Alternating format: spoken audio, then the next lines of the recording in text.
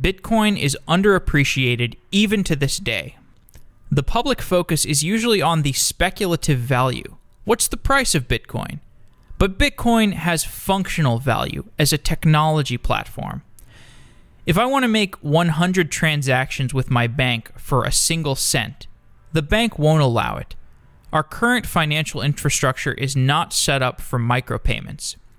Bitcoin is built with micropayments in mind. As Bitcoin works through its governance issues and its scalability problems, we will see gradual improvement in financial liquidity between people and machines. 21 is a company that has raised $120 million to make Bitcoin useful to developers.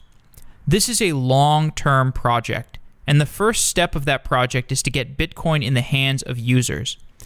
To fulfill that end, 21 is developing services that encourage people to make small digital transactions. The first service is the 21 messaging service, where users can pay to send messages to people who are unlikely to respond to an unsolicited email. For example, if I want to send an email to a venture capitalist pitching my company, I am more likely to get a response if I pay that venture capitalist $20 to read my message through 21, rather than if I send a cold email from my email address. Balaji Srinivasan is the CEO of 21, and he joins me for a conversation about the potential of Bitcoin and the objectives of the company that he is building. Software Engineering Daily is having our third meetup, Wednesday, May 3rd at Galvanize in San Francisco. And the theme of this meetup is fraud and risk in software. One of the guests is going to be the data science head of Coinbase. So if you're interested in Bitcoin, if you're listening to this episode because of that, then you might like that talk at the meetup. We're going to have great food. We're going to have engaging speakers. And as always, a friendly, intellectual atmosphere. If you want to find out more, go to softwareengineeringdaily.com/meetup. Now let's get on with this episode.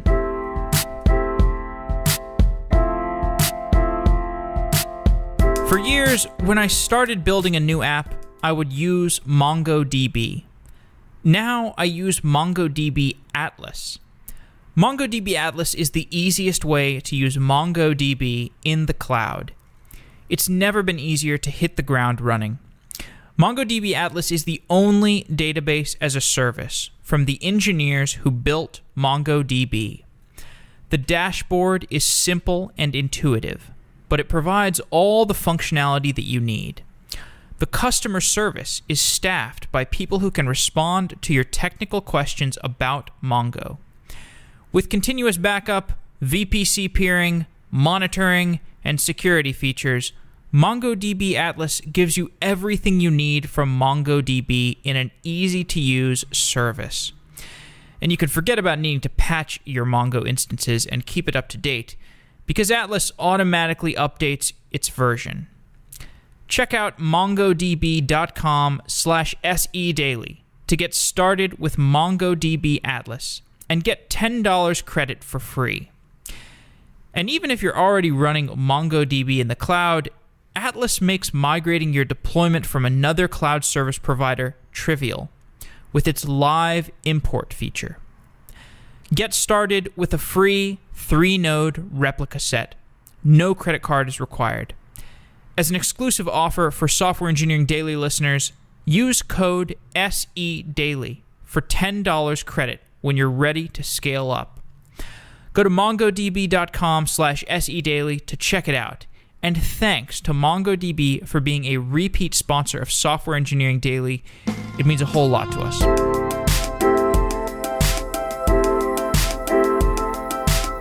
Balaji Srinivasan is the CEO of 21. Balaji, welcome to Software Engineering Daily. Hi, Jeff. It's great to be here. Bitcoin is underappreciated even to this day.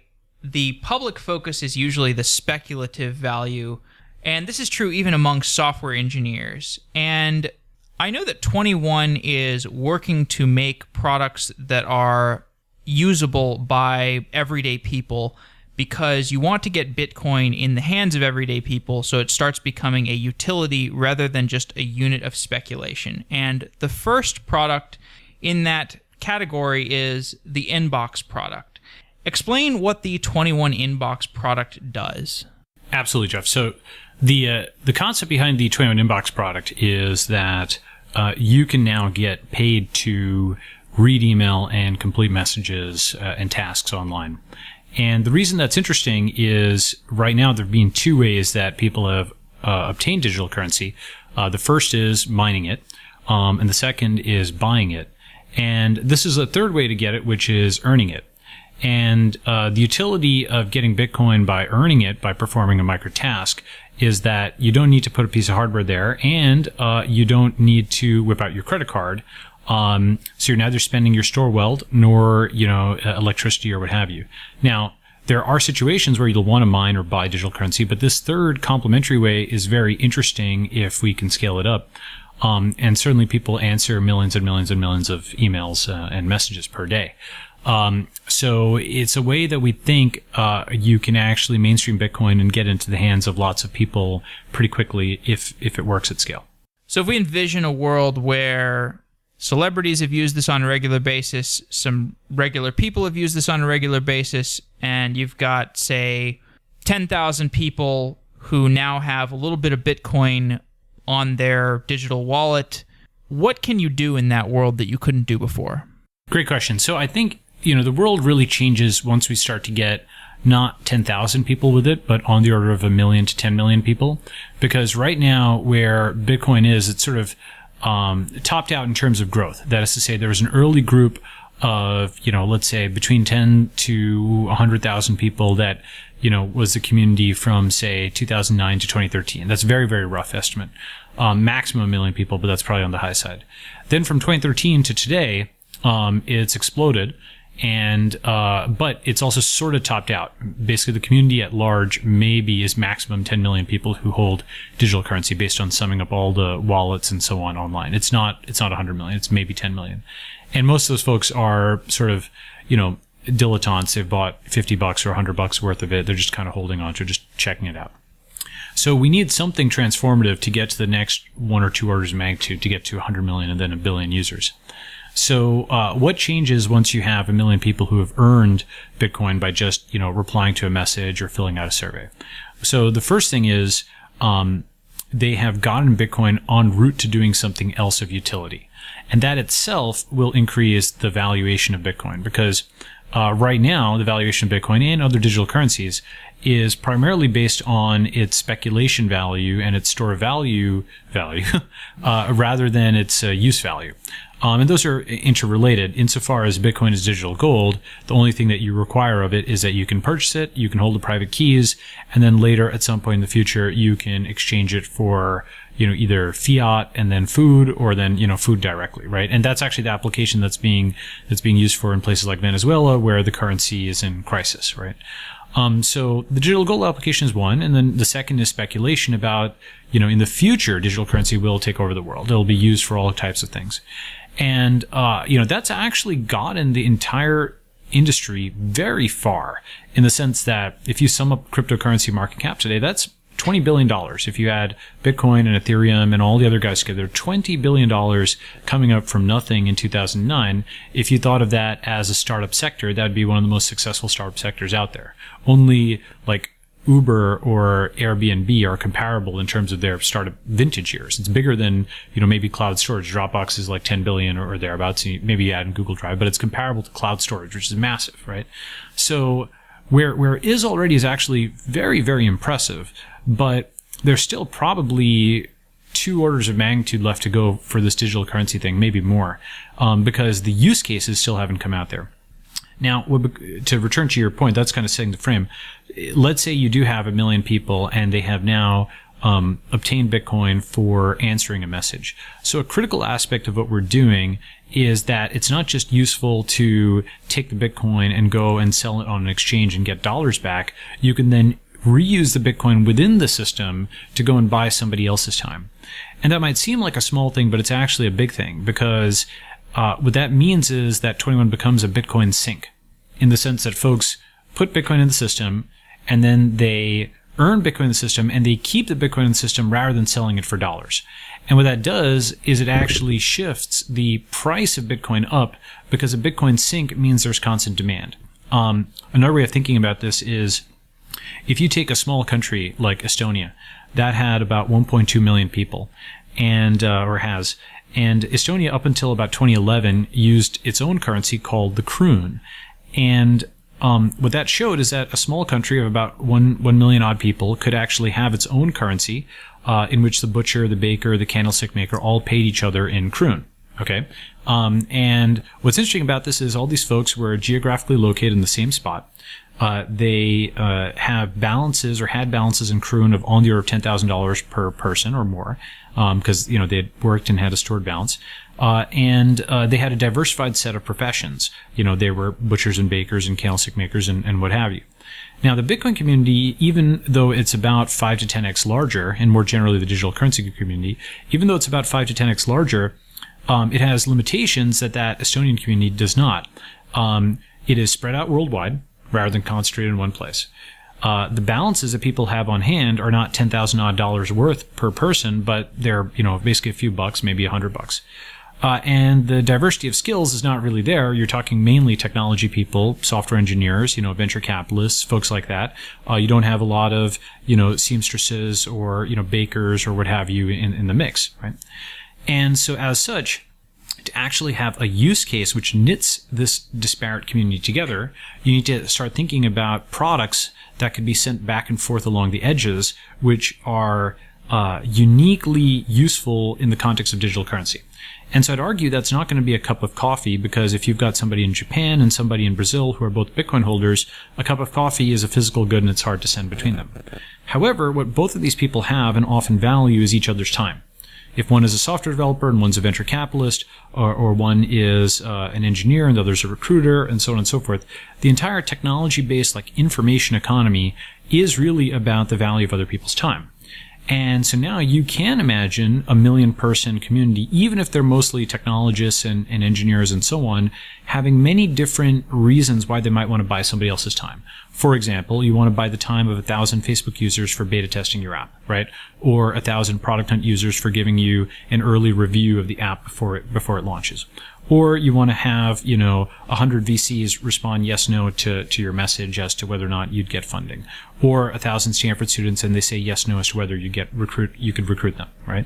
And so these are things where you're buying people's time, but you're using digital currency to do it. You're buying a digital product, namely time, with a digital currency.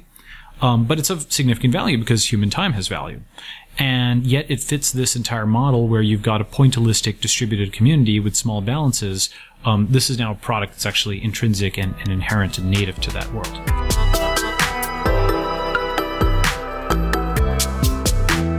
Software engineers know that saving time means saving money. Save time on your accounting solution. Use FreshBooks cloud accounting software. FreshBooks makes easy accounting software with a friendly UI that transforms how entrepreneurs and small business owners deal with the day-to-day paperwork. Get ready for the simplest way to be more productive and organized, and most importantly, get paid quickly. FreshBooks is not only easy to use, it's also packed full of powerful features. From the visually appealing dashboard, you can see outstanding revenue, spending, reports, a notification center, and action items at a glance. Create and send invoices in less than 30 seconds. Set up online payments with just a couple clicks. Your clients can pay by credit card straight from their invoice. And if you send an invoice, you can see when the client has received and opened that invoice. FreshBooks is also known for award-winning customer service, and a real live person usually answers the phone in 3 rings or less. FreshBooks is offering a 30-day unrestricted free trial to Software Engineering Daily listeners. To claim it, just go to freshbooks.com/SED and enter Software Engineering Daily in the How Did You Hear About Us section. Again, that's freshbooks.com/SED. Thanks to FreshBooks for being a sponsor of Software Engineering Daily.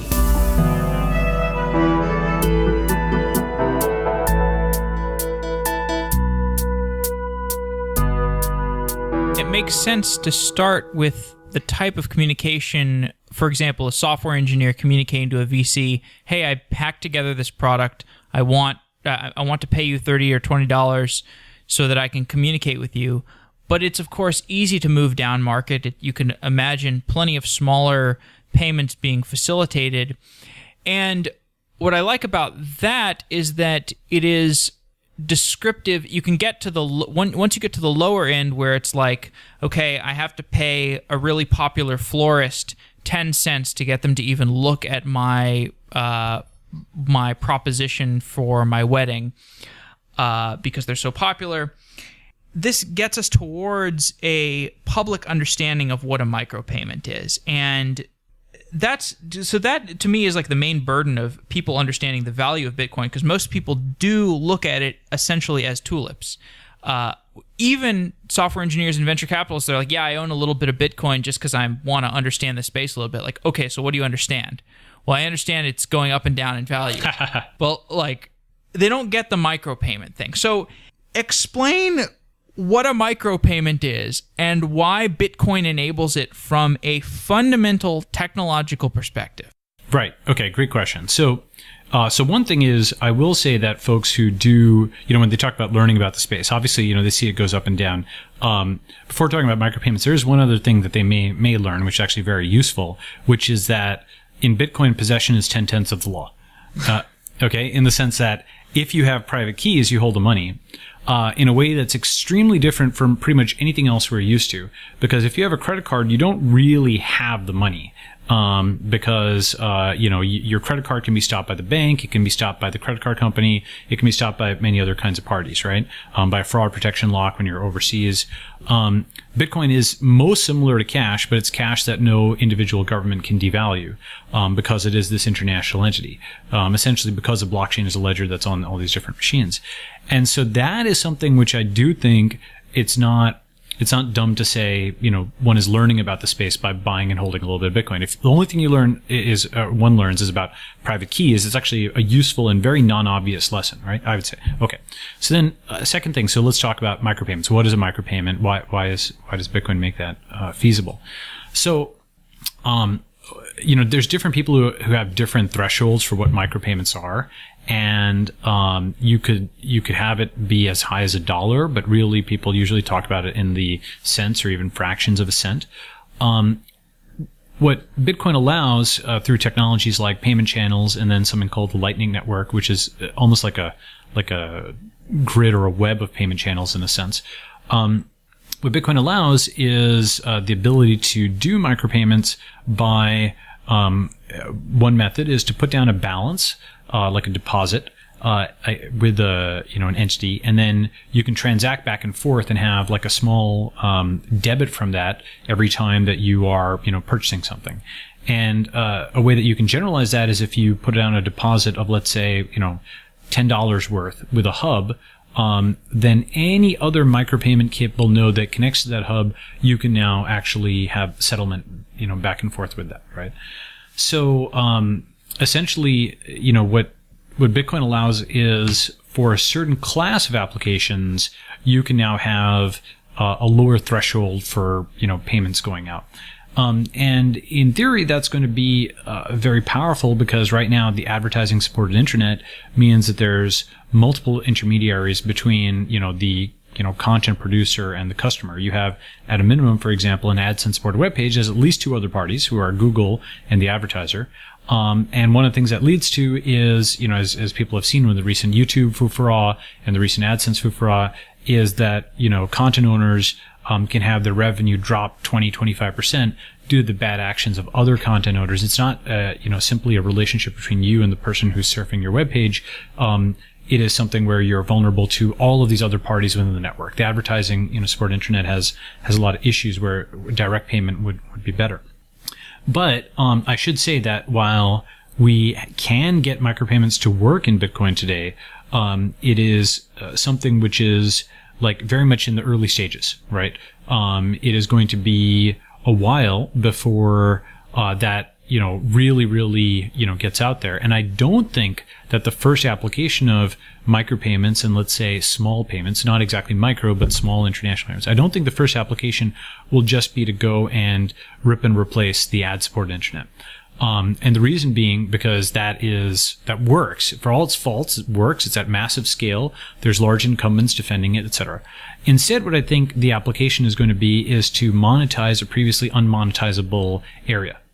That's to say, to take a green field and turn that into something which is now generating and throwing off a lot of cash. And then later you can kind of go kitty corner and come back into the advertising supported model, right? As just sort of a historical analogy, Google did not start by going against Microsoft in its core businesses of Office and so on. Instead, Google went to search, which is totally different. It built a massive multi-billion-dollar business. And then with the money from that, it funded Google Docs and Google Sheets and Google Slides and so on, right? And Gmail, which are all attacks against Microsoft's core businesses. But it took a while, it took its sweet time in doing that and built up a strong business first before trying to attack the incumbent. In the same way, I think it's very interesting to think about businesses which are enabled by digital currency that are not as easy to do or not as lucrative in the previous model. When I make most of my purchases these days, I'm going through Visa or MasterCard or some other sort of intermediary, and they charge me a toll for using their services, or they charge the merchant a toll, which ends up charging me as well. And that is to provide a network of insurance that and anti-fraud mechanisms that are attacks, but are in some sense attacks worth paying, because otherwise there'd be much more fraud. The world in which we have Lightning networks and side chains probably is cheaper because the trust and verification systems are more decentralized. They're more granular and distributed, as I understand. I haven't looked into this space too much. How different would payments look? I do want to get into online advertising perhaps, but just if we talk about just payments and we compare a world in which Bitcoin and other cryptocurrencies have achieved large penetration and large scale adoption, how much different is our everyday financial transactions relative to the current model of Apple and Visa and MasterCard and the other monoliths? Well, okay, so here's, I think, one sort of good analogy or way that I think about it at least. You know, if you were growing up in the 80s or even the early 90s, there was a time in which you could enumerate all of the communications that you initiated in the course of a day, right? You could say, okay, I made this many phone calls. I basically reached out to this many people. Now, today, you cannot enumerate the number of electronic communications you make in a day. If you go and open, Chrome Inspector, when you just go to techcrunch.com, right, you're hitting 200 sites for all of these ad pixels and so on. There's so many HTTP requests that are being made on your behalf, right? And every time that you hit enter when you chat with somebody, an electronic communication is being initiated, right? So on a daily basis, every IoT device you have, every fitness tracker, every time that you use Google Maps and you send your GPS location and so on and so forth, you are initiating probably thousands, if not tens of thousands of electronic communications per day when, 20 years ago, you could count them on one hand. And sort of in the same way, I think we're going to see something similar with payments once micropayments comes about, right? Because currently, for the most part, you can count how many transactions you initiate on a daily basis. You can go to your bank account and you can see, I use my credit card for this, I wired this person. It's a countable number, right? It's a useful thing for you to be able to go and log that, right? Once we have true micropayments, you are going to find yourself giving a high-level instruction like, go and buy something, to the computer. And then all of this auction behavior, all of this bidding logic and so on will happen under the hood. In the same way that you give a high-level instruction, fetch techcrunch.com, and then 200 page requests happen under the hood. And you'll probably put a cap or a limit saying, get this, but spend no more than $5 and then come back to me with it, right? For example, here's a spreadsheet. Here's the names of a bunch of people. Please get me all their emails. Spend no more than $5, right? That's like a very simple data analytic thing where you're drawing on some distributed work, right? You're calling some distributed API effectively, and maybe your system goes and it talks to 20 machines and says, okay, what's the lowest price for this? Translate this from English into French, right? Photoshop this image and make it redder or whatever, right? Any kind of machine instruction that you can give like this, your computer can now buy and maybe sell machine resources to other machines around the world. And I think that's what happens once payments become truly electronic. They become like communications. For people who are listening to this and they still don't understand the connection between the blockchain distributed ledger technology and how that enables smaller amounts of money to be transacted upon, how would you explain that? Good question. I would say the fundamental thing about the blockchain is that it is a conceptual programmatic unification of many different kinds of payment methods. So let me again explain by analogy with the internet, right? Prior to the internet, you had physical mail, and you had television, and you had telephony, right? So you had the U.S. Postal Service physical mail, and you had television, NBC, and you had telephony, which was AT&T. And then after the internet, everything moved into packet switched information. And with packet switched information, you could have Gmail, and you could have YouTube, and you could have Skype, or you could have something like Google Hangouts, which kind of combines all of them, right? You have an email, and then you can have a call and a video chat at the same time. And so these previously disparate communication methodologies, through the mechanism of packet switching, were just turned into really the same thing, right? I'm sending this information to this other person, and I need no pre-authorization from anybody. Any computer can send and receive packets to any other computer, right? There's no license from AT&T required. There's nothing required other than an internet connection. And that's basically what digital currency and the blockchain allow. Any single device that can connect to the internet can get a dial tone from the blockchain. You can download the blockchain if you have an internet connection, and you can write to the blockchain if you have a private key that has some Bitcoin or digital currency associated with it. That is completely different from how the typical banking system works. It is simply not the case that if you have a pulse, you have a bank account, right? Like most people in the world are in fact unbanked.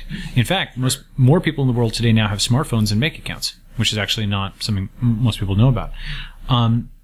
So as such, in the same way that you had to do a deal before with AT&T in order to do communications-related transactions, you currently have to do a deal with a bank to do payment-related transactions.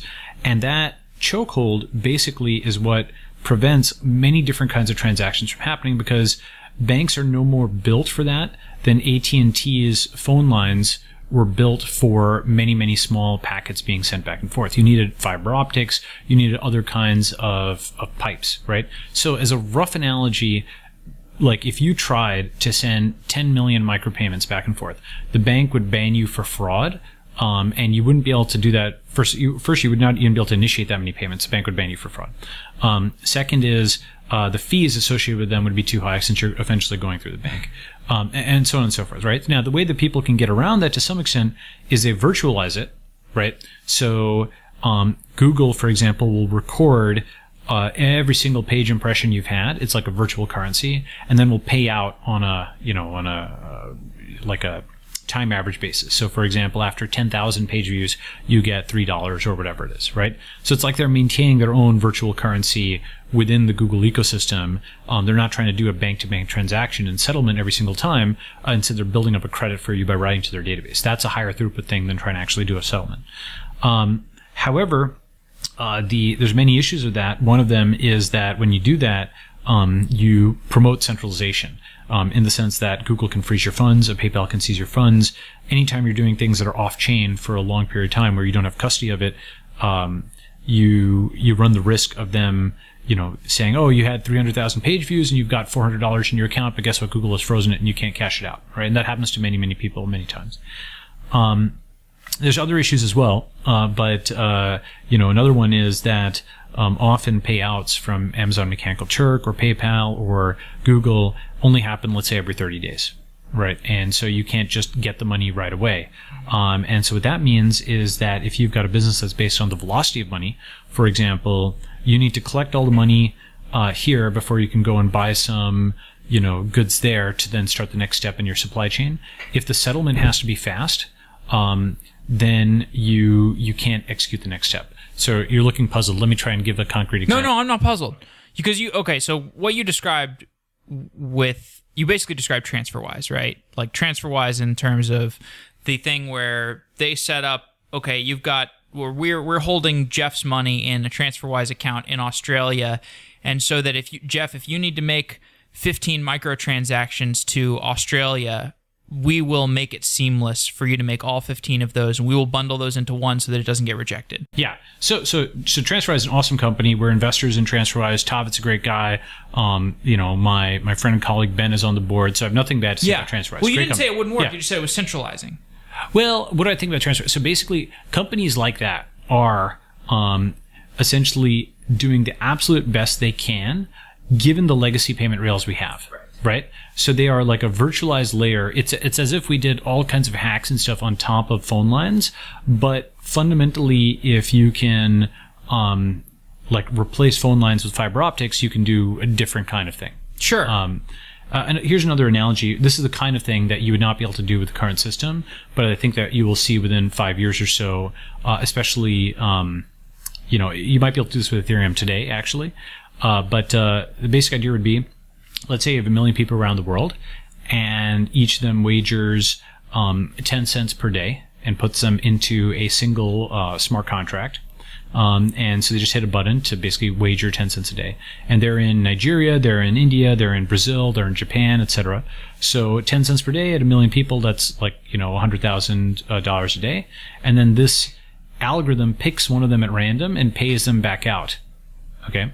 Now, what's cool about that is digital currency relative to the existing payment system is really good for payments that are very large, very small, very fast, very international, and very automated, or some combination thereof, right? And so what that particular example has is it has very small, fast, and international payments in, because you're receiving 1 million payments of 10 cents from a lot of places, and then very fast, automated, large international payments out, because then you're paying out $100,000 to one of people in a bunch of countries, right? So that kind of application would be impossible with the current banking system, because the fees and the scale would kill you in terms of the inbound, and the sheer number of countries you have to support for a fast $100,000 wire would kill you on the outbound. There's no way you can do that. So you think that would be the case even if there were 20 companies like TransferWise that were mediating transactions on top of the core financial technology? Something like that would basically be the what it does is it gets you into a box within the current system where you might be able to hack one aspect of it or another. When you start hacking like 5 of them, it just starts to become something where the current system is not really set up for that, right? So that's an example. It's not exactly an artificial example, but it's something where small, fast international payments in, large, fast, automated international payments out. That's just not that easy to do. And especially on that time scale, right? If you want that to happen within the course of a day, an international wire takes like 3 days, right?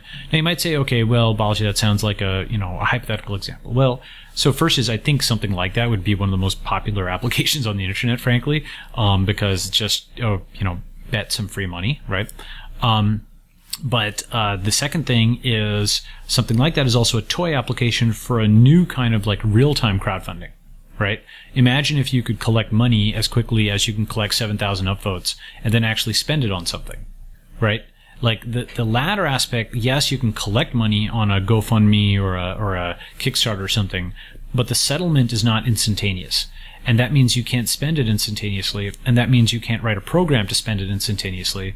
And that means that there's whole applications that we aren't seeing because the settlement part is not happening in real time.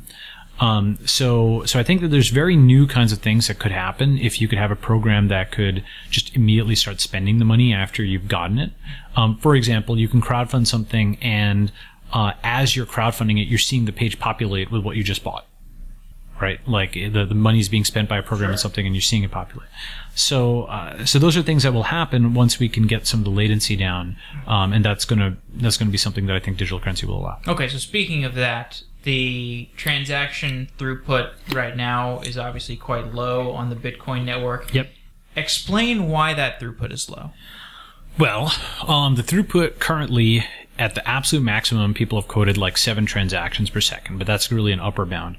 It is this, very much discussed block size issue, right? Where there is a limit to the block size in the Bitcoin network, and that limits the number of transactions that can happen per day. Now, if you are somebody who cares mostly about the digital gold or store of value application, then you don't really care about the block size issue very much, because you buy $50,000 worth of Bitcoin once a year and you sell it, 3 years later, right? So your transaction volume is extremely low. You don't really care if the fee is 1 cent or 50 cents. Your vision for the system, all you care about is, that like you can get it out at some point, and that the private keys work, and so on and so forth, right? So that leads people towards a small c conservative model, where they say, well, look, digital gold is enough. If we just get to gold has a $2 trillion market cap. Boom, let's just go and compete with that, right? So that is both the reason that transaction volume is low, and why some people don't think that's that big a problem. Conversely, if you want the Bitcoin economy to grow very large, with actual transactions happening within Bitcoin, you have one of two options. So the first is so-called second layer solutions, and these are like Lightning and so on and so forth. Now, like I'm a big fan of the guys who developed Lightning. I think that the technology is good. Payment channels are interesting. All this stuff is interesting, but it is a whole second layer. It is a whole second layer that is as different from Bitcoin in many ways as like the OS is from the raw hardware, right? I mean, that's not exactly the right analogy, but it's basically a huge caching and system of intermediary hubs and deposits. Well, yeah, potentially centralizing. These hubs are potentially centralizing, but let's just say it has properties of the current system. It's just a different system, right? It's a whole second system with all that entails, and it's not just the existing system expanded, right? But on the other hand, it allows you to maintain the stability of the current system and then push all the risk in theory to that second one, right? So if you're a digital gold kind of person, Lightning seems like a good solution. You basically push the risk up to the second layer of the high throughput stuff, and you leave the lower layer intact. Fine, okay. Then there's another solution for this, which is, quote, increase the block size, right? And this is, I would say, probably where most corporations, venture-funded corporations in Bitcoin are. Probably where most venture capitalists are. They think that the block size should be increased because basically, the Bitcoin network should handle lots of traffic. And there are arguments in favor of that. One of them is that that the block size does not directly. There's a premise that often people put, which is that a small block size means greater decentralization. But if you look at the network, there are, and you measure like the Gini coefficient, right? So the Gini coefficient is a measure of, inequality, right? What's interesting is you can call it inequality, you can call it centralization. They're not exactly the same thing, but they are actually kind of related. And normally those are concerns of different political factions, but you can use some of the same measures to measure them. So if you measure the Gini coefficient of, let's say, miners, developers, exchanges, stakeholders, etc., the degree of inequality or centralization, there's the most centralization with miners, and the second most with developers, and the third most with exchanges, and the fourth with stakeholders in the Bitcoin community. Roughly speaking, you can argue that, but I think that ordinal ranking would hold. And so what that means is that the premise that the small block size is causing decentralization is just simply not accurate, I don't think, because you have mining centralization already. What the small block size may in theory do is mean that you've got more nodes out there, but nodes are not the bottleneck. They're not the most centralized component right now. So even if, for example, you took the number of nodes just theoretically down from 10,000 to 1,000, but you increase the number of miners, of significance from 10 to 100, the overall decentralization of the system would increase as measured by the number of people you have to get into the room to compromise the system, right? So from a systems level perspective, I think that that's an interesting concept, right? That you basically want to think of, okay, how do I measure the decentralization of a system? I measure the Gini coefficient of every individual component and the number of folks you need to get into a room in order to break that system, and trading off where we have an excess in one area for an increase in decentralization in the other might be a good trade-off, right?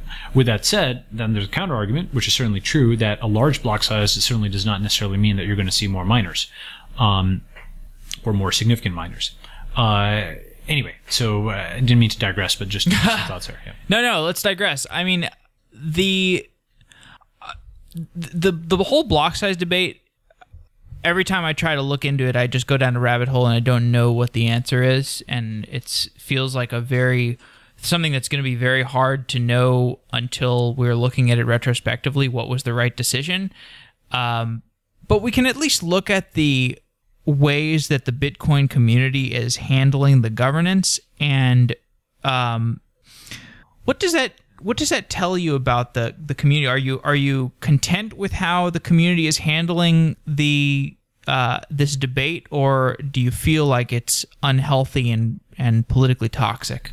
Yeah, so it's certainly it's something where it's been fairly rancorous within Bitcoin. Here's a counter argument, an argument, a counter argument, and then a counter argument, right? Okay. So the obvious argument is, wow, there's a lot of rancor and negativity and so on within the two main competing factions within the Bitcoin space right now, the big blockers and small blockers. That's the obvious point. The counter argument is, despite this going on for 2 years, Bitcoin's at an all-time high, or like close to, right? It's being proclaimed dead many times, and the thing just keeps going. And maybe what all the fighting is doing is just attracting a lot of attention to it. The no publicity is good publicity argument, right? Or no publicity is bad publicity, right?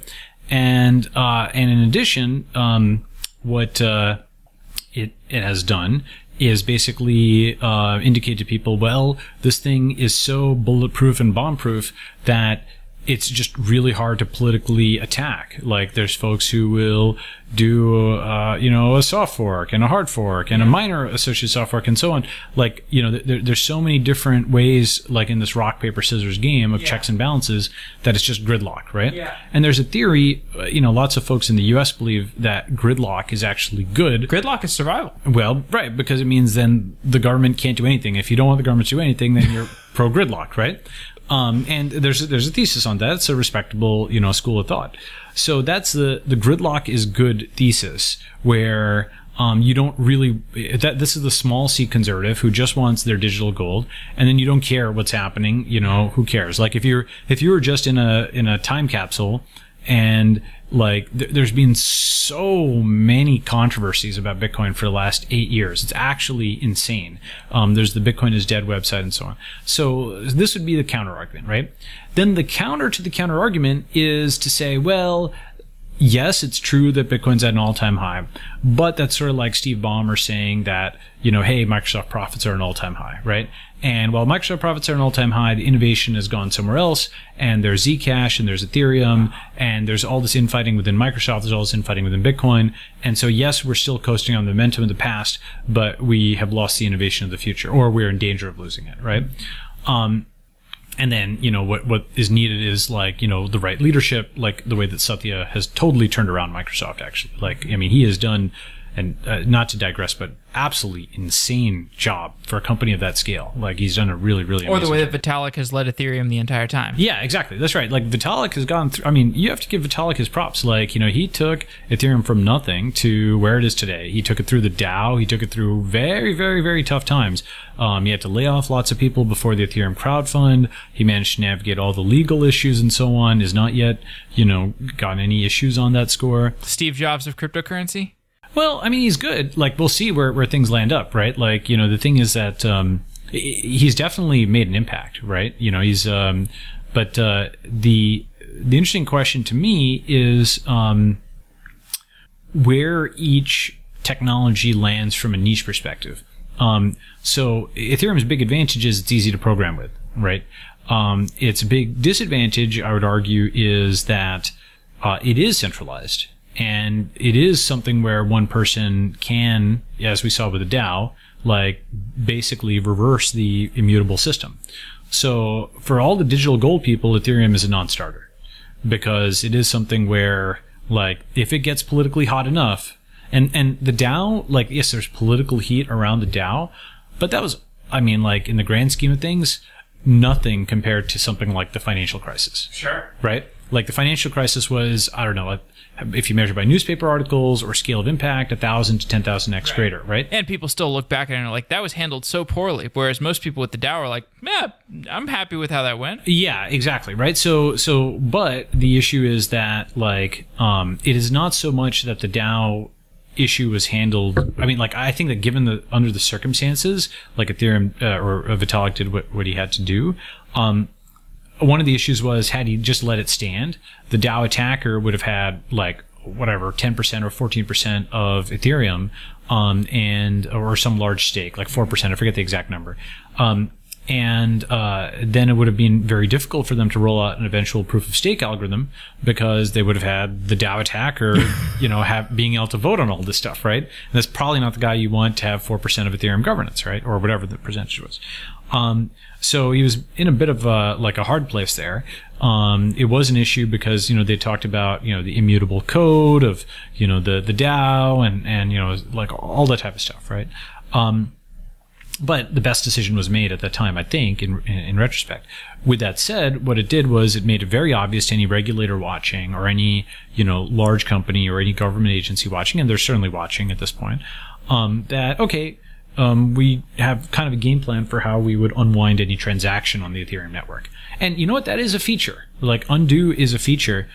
The question is, though, like, how far do you go with that? And one issue with the code immutability thing is that I'm still, I don't know what the answer is on this, but let me throw it out for consideration. With an algorithm like Quicksort, you can write it down and have it be done, and then it's like this immortal kind of thing, right? Like it can go in Donald Knuth's book of, of algorithms, and it basically doesn't change from 1970 to today, right? Maybe you might have to modify it for some like integer overflow thing where it didn't contemplate such large data sets, but that's basically about it, right? But most business logic is not like that.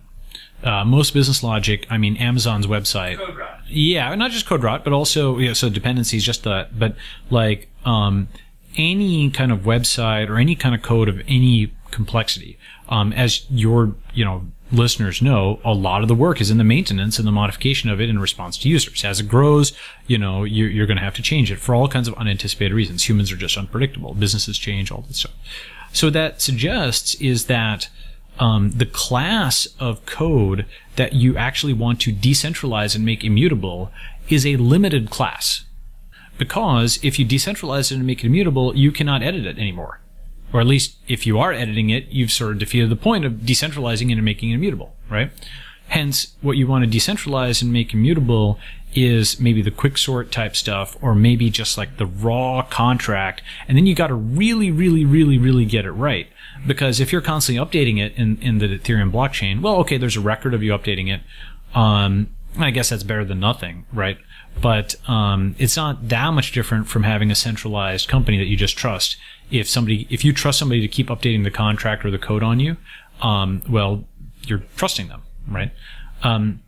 So the room for exactly where decentralized code execution gives a 10x advantage over centralized code execution is not yet obvious to me. I don't know what that application is. I think that, well, we'll see if we're right about this, but I think that what we're doing with the inbox at 21 is going really, in some ways, 2 years or 3 years earlier and saying, okay, we have decentralized currency that now works, that's robust. How do we make an application with that is 10x and that's different from what's come before? And it's been hard to get people paid out, right? So just the payments bit alone has been hard. And I think that in the future, as we get that, and when we get like 1 million or 10 million people that have digital currency balances, well, then I think some of the smart contract stuff and so on becomes interesting. But I think that at least right now, it's not obvious what you'd want to decentralize from a code execution standpoint. And if you don't know what that is, then it's not obvious what the gain is over just using it for pure payments. So if we play out Bitcoin and Ethereum towards the future and we assume Bitcoin remains this ossified digital gold and Ethereum continues to move fast and hard fork whenever they need to, so the Ethereum people tell me, Ethereum will become a place where smart contracts are formed and Bitcoin is used as a medium of exchange for those smart contracts. And some of the Bitcoin people will tell me, Ethereum will be transacted on the Bitcoin network. And I feel like I'm ill-equipped to even really understand those statements, or maybe I'm not even wording them correctly. But give me a sense for the synergies of the Ethereum world and the Bitcoin world. Once we're, if you play this forward 5 or 10 years or however long you need to get to the point where people are actually using these things for utility rather than raw speculation. Mm-hmm. Yeah. So, I mean, if you look at where the gold market is, it's a 2 trillion market cap. And that's like 100x where Bitcoin is. So if the only thing Bitcoin does is it wins digital gold, that's of world historical importance, right? Like, so that's like a very good application and shouldn't be dismissed. Not that one is dismissing it. And Ethereum by its nature, because it's programmable, because it's Turing complete, because it's reversible, right? Like I'm not trying to beat a dead horse with the DAO thing, but it set a precedent for how the network would work. Right. Because of that, it may be, for example, the actual second layer. That's to say, it might be, right? So it might be something where you hold most of your money in Bitcoin, and then you hit an exchange like Shapeshift, and you transfer some of it into Ethereum as like your checking account. Like Bitcoin is your bank account, Ethereum is your checking account. That's like one model. Okay. Another model is that we have a bunch of different cryptocurrencies, just like we have different social networks, and then it's just not obvious which one wins, or but there's a Facebook and there's a LinkedIn and there's a Pinterest and there's an Instagram, there's a Twitter and there's a this and there's a that, right? In the same way, I think there's a Bitcoin. But those are so balkanized. Sorry to interrupt you. Sure. But those are so balkanized, and they resist synergies oftentimes. I mean, Facebook certainly resists synergies. That's true. I would say cryptocurrencies have one or two really critical aspects to them, which are first, you can from the very beginning sell them for fiat and then bring it back into another cryptocurrency. So there is an export all your data in a way that Facebook or LinkedIn never had, right? So that's one, like with a very unified data format, namely a wire of whatever, $100,000 or $1 million to your bank account. Boom, you've just exported all your Ethereum, right? Or all your Bitcoin. So one is that so because of that, I'm very bullish on the ability for value to flow back and forth between cryptocurrencies in a way that it couldn't really between social networks, right? So the lock-in is less with any individual cryptocurrency. That's number one, I would say. And then number two is, I believe in sort of a metapolitical view in the sense that the right governance model for cryptocurrency we don't know yet. And probably the right answer is to just experiment with 100 different kinds of governances, right? So there's proof of work with Bitcoin, and Ethereum wants to move to proof of stake. Yeah. And there's some issues, by the way, with proof of stake, which they're well aware of, and they're working on. One of those issues is basically that if you have proof of stake, then you can have a chain which can just keep getting extended by the stakeholders, right? And this is the so-called stake grinding problem. And what that can lead to is like a hydra of competing chains, and you can't just distinguish between them by saying which is the longest chain and validating the hashes. Instead, you have to effectively like ask Vitalik or somebody very trusted which one is the Ethereum chain. And that introduces trust into the system, whereas with Bitcoin, you can poll the network, you can look for the longest Bitcoin chain, and you can validate all the hashes going all the way back to t=0. It is literally an algorithm that I can write in a few hundred lines of code that I can confirm mathematically without any human involvement, based only on the fact that I know the difficulty of double SHA hashing, right? So the cool thing about that, the proof of work, is you literally don't need to trust anybody else. You would not have been able to fake this data structure without an enormous amount of computational power, right? So the amount of computational power that's required to get to this point can be computed from it, and you can also see if there's a fake hash or something like that, right? Proof of stake isn't like that. It introduces some trust. There's a third model which people are now discussing in the context of Bitcoin, which is what I'd call like proof of work change or unpredictable proof of work change. So with proof of work, ultimately where power goes to is it goes to miners because, they ultimately are the ones who are approving transactions. I mean, people can argue this point, but that's where the greatest degree of centralization is in Bitcoin right now. That is, and the second greatest is developers, but basically a miner can, approve or disapprove transactions and they have a lot of leverage in the space, right? With proof of stake, arguably the power goes to stakeholders and the largest stakeholder, and then you trust that largest stakeholder.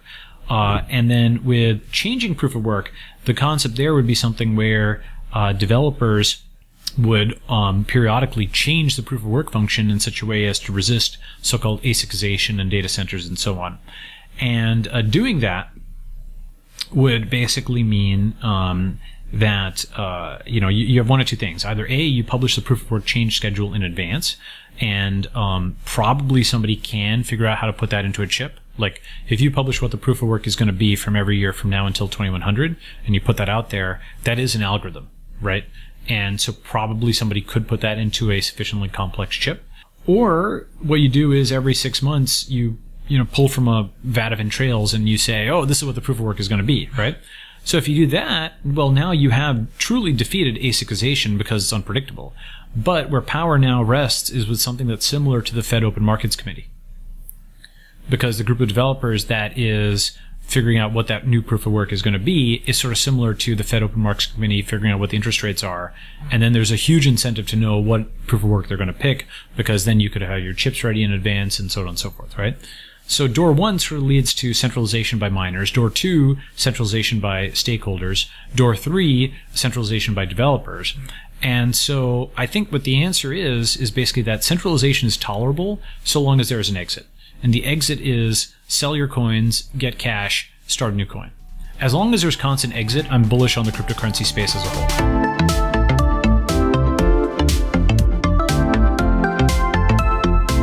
Spring is a season of growth and change. Have you been thinking you'd be happier at a new job? If you're dreaming about a new job and have been waiting for the right time to make a move, go to hired.com/SEDaily today. Hired makes finding work enjoyable. Hired uses an algorithmic job matching tool in combination with a talent advocate who will walk you through the process of finding a better job. Maybe you want more flexible hours, or more money, or remote work. Maybe you want to work at Zillow, or Squarespace, or Postmates, or some of the other top technology companies that are desperately looking for engineers on Hired. You and your skills are in high demand. You listen to a software engineering podcast in your spare time, so you're clearly passionate about technology.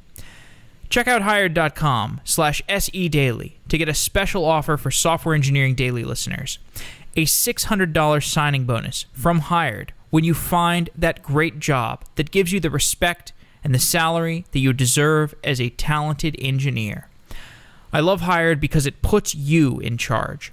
Go to hired.com/SEDaily, and thanks to Hired for being a continued long-running sponsor of Software Engineering Daily. We had Numerai on the show recently to discuss how they were using their own in-house cryptocurrency. Have you looked at Numerai, by the way? It's a hedge fund. Right, yeah. So they have this interesting thing where they introduce their own cryptocurrency to incentivize long-term thinking in the participants in the data science tournaments that they hold for their crowdsourced hedge fund.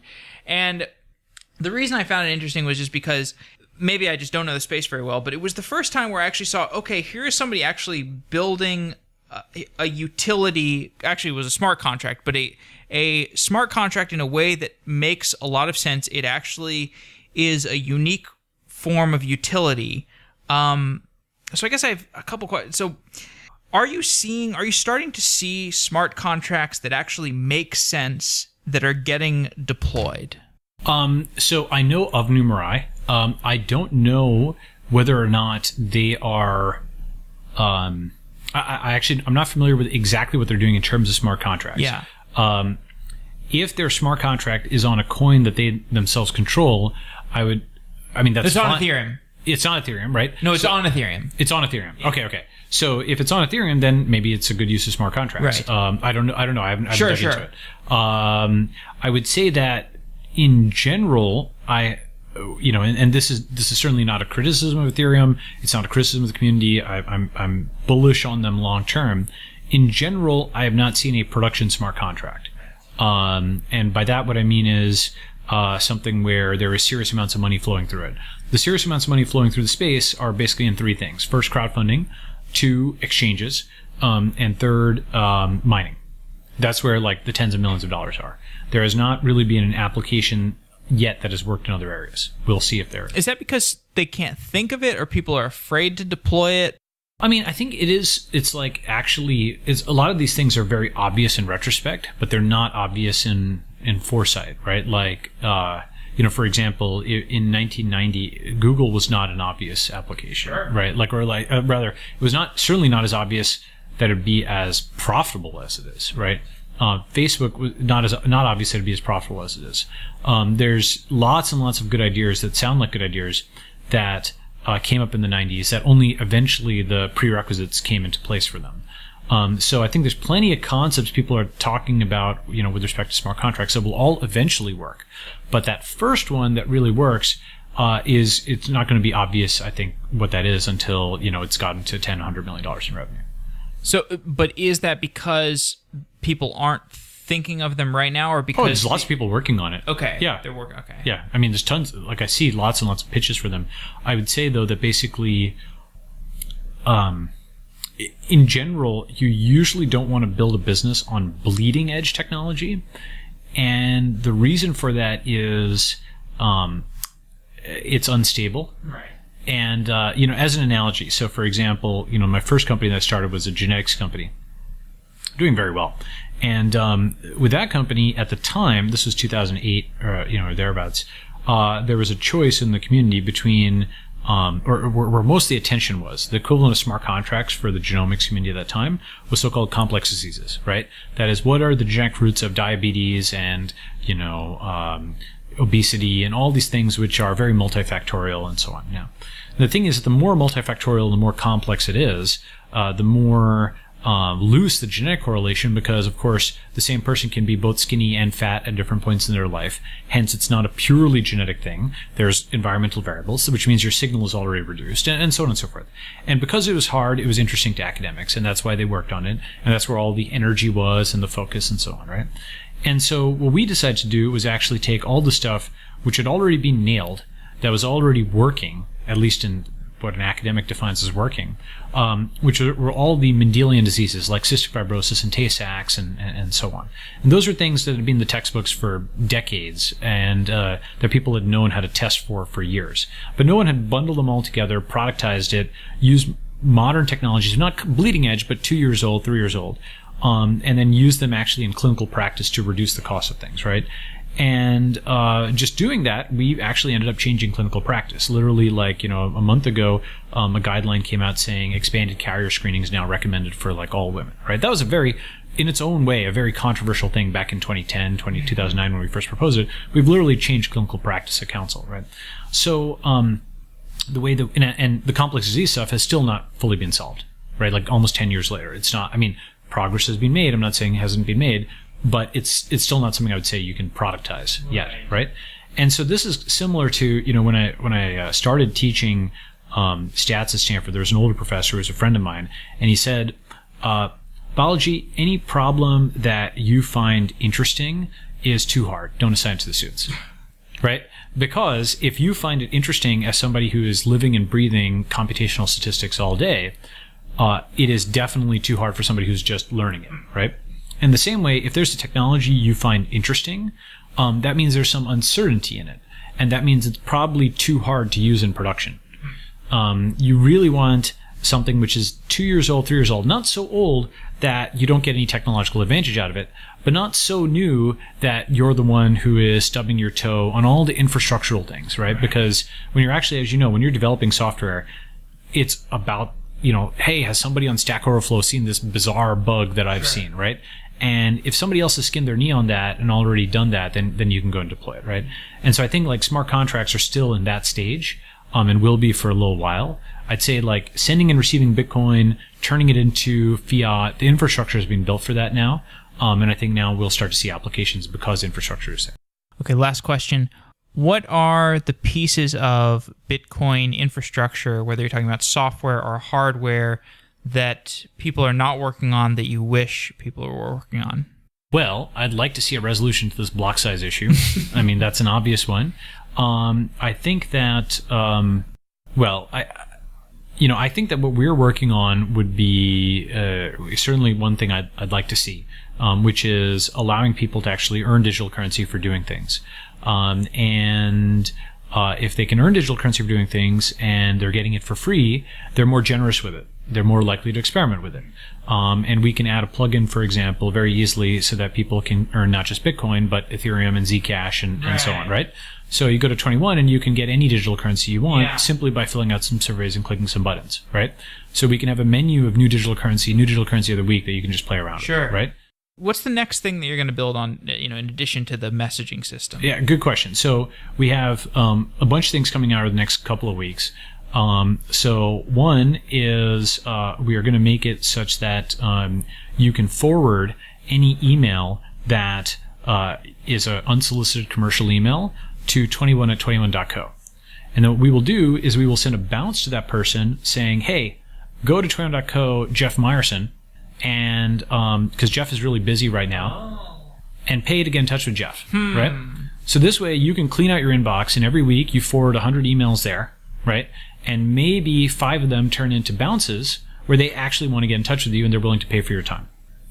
Okay, so it's basically That's great. That's great, right? So save time, make money, very easy to understand. Instantly, because it's just forward to 21.20.co, very easy to remember. It works in Outlook, it works in Gmail, it works in Hotmail, whatever, Yahoo Mail, all these things, mobile, web, all that stuff. No plugins or anything like that, right? So that's one thing that we're launching, and I can add you, all Software Engineering Daily people will send out a link to the list so you guys can try that out early. That sounds great. Okay. Second thing that we're adding is basically dozens and dozens of new lists. So you've probably seen that you can contact famous individual people like Mark Andreessen, Ben Horowitz, and so on. And you can also contact like lists of VCs and angels and whatnot on the 21 site. Okay. So we're launching now our lists where it's like thousands of Facebook users or thousands of Bitcoin holders or thousands of engineers. Oh, wow. Okay, thousands of Stanford students, right? So with one click, you can now contact thousands of people. So if you're launching a new altcoin, guess what? You can now contact 1,000 Bitcoin holders and pitch them on the altcoin, right? Or if you're recruiting a Stanford student, you can one-click contact 1,000 Stanford students and get a yes/no on a decision, right? So you're basically buying an action from people at scale in a way that hasn't really been possible on the internet before. You could certainly run ads before, but this is not an ad. You only pay if you get a reply, right? So if you show it to them and they don't do anything, then you don't pay anything. That's great. Right? Okay. So what's cool about that from the buyer side obviously has some value. You're able to script thousands of human beings, right? From the seller side, it has value because we think of each list that you can apply to. For example, apply to the Stanford students list, or apply to the Python developers list, or apply to the Facebook users list. Each list has a price associated with it. So if you apply to the VC list and you join, the price will be, let's say, $50 per reply, because that's a very elite, hard to get onto list. If you apply to, let's say, the Python engineers list, it might be $5 per reply, right? Or $10 per reply. If you apply to the Facebook user list, it might only be like 10 cents per reply because there's a billion Facebook users, right? So each of these lists, it's like a micro job, where the Python engineer list might give you 100 emails a year at $10 a reply. So that's like $1,000 a year as a micro job. It's not a full job, and it's not a micro task. Yeah. It's something in between. Yeah. Right? You qualify for it once, you fill out the application, and if you get onto it, you have a steady stream of work. Sure. Which you can just complete, from your own convenience, right? So that's the second thing we're launching, we've got more, but those are, I think, 2 pretty interesting things. Yeah. Okay. Well, Balaji, thanks for coming on Software Engineering Daily. It's been a pleasure. Okay, great. Guys, go and sign up at 21.co. Yes. Thanks to Symphono for sponsoring Software Engineering Daily. Symphono is a custom engineering shop where senior engineers tackle big tech challenges while learning from each other. Check it out at symphono.com/sedaily. That's SYMPHONO.com/sedaily. symphono.com/SEDaily. Thanks again to Symphono for being a sponsor of Software Engineering Daily for almost a year now. Your continued support allows us to deliver this content to the listeners on a regular basis. Wow!